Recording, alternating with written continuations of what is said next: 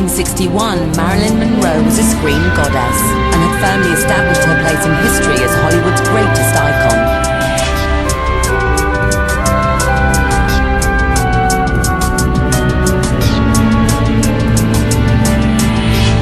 At the same time, Jackie Kennedy had just moved into the White House.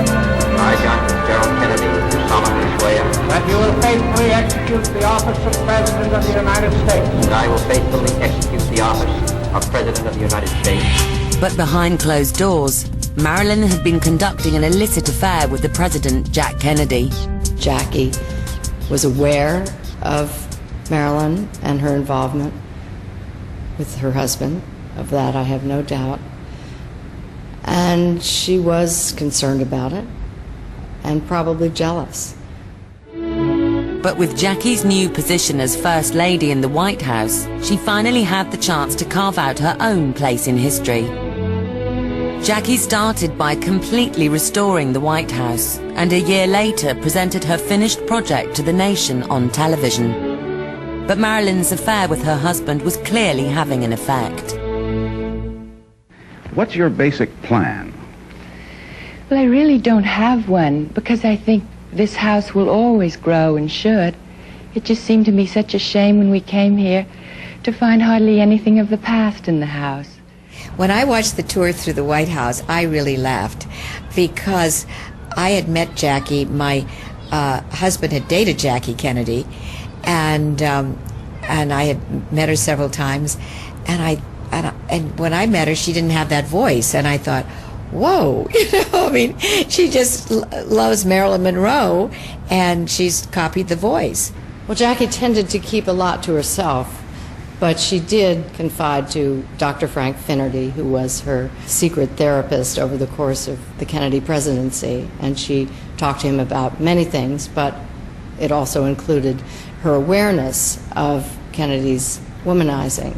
She mostly wanted him to know that she wasn't oblivious to it, that she was well aware of it.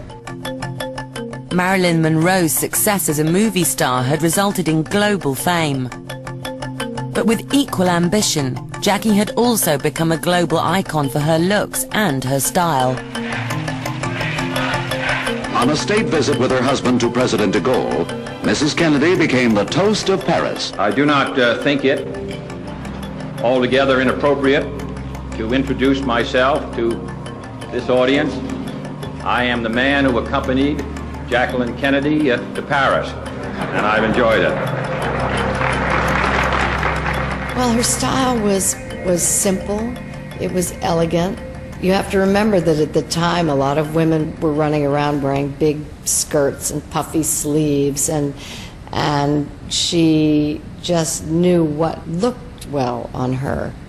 I think what makes her an icon is that she's totally unique. She had this incredible image and style that she knew how to use. She knew she would be a player on the world stage once she was First Lady, and so she took the best advantage of it. But I think she's an icon because her image and style was not just limited to the way that she dressed. She also behaved as beautifully as she dressed.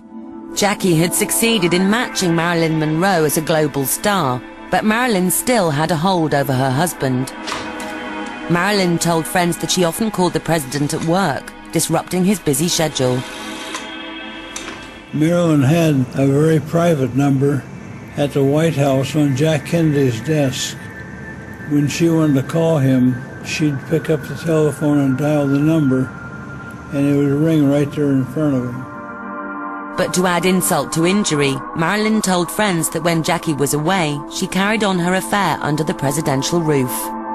Marilyn told me that she had visited the White House when Jackie was away on a trip to Europe.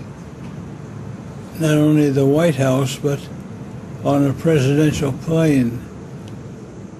JFK introduced her to the crew of Air Force One. She was wearing a brunette wig and I think glasses. And he introduced her as Peter Lawford's private secretary. And as soon as the plane took off, they both joined the 1 Mile High Club. Marilyn's relationship with Jack seemed unstoppable. But the movie star was feeling the strain of the Hollywood spotlight, global obsession, and an affair with the American president. she got addicted to champagne and sleeping pills. I was addicted to sleeping pills at the same time she was, and it's not something you get over easily. Marilyn finally collapsed and was forced to spend 2 weeks in a Californian psychiatric hospital.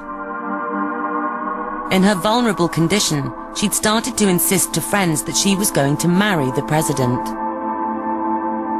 Well, she told me that Jack Kennedy told her that when he got out of the presidency, which he thought would be the next term, that he would like to consider marrying her. And he had proposed marriage in an indirect way. And that boosted her ego quite a bit.